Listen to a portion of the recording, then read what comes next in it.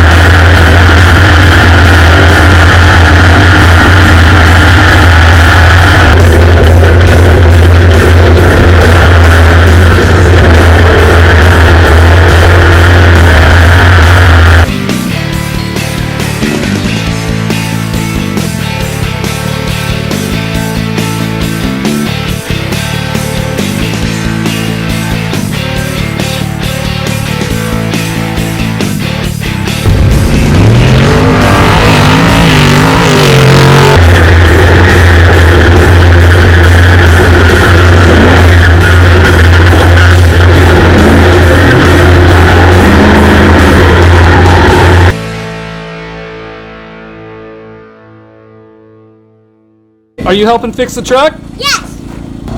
This is Michael Gailey, co-driver of the Whipple Sand Jeep 6195. We had a great race today. I think we ended up 8th. We had to battle some dust, some lap traffic, and the guy in front of us was in front of us all day, and we just couldn't get around him.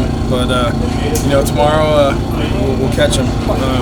We had an issue with the front end, big holes all day, man, and ended up breaking 2 front lower arm bolts.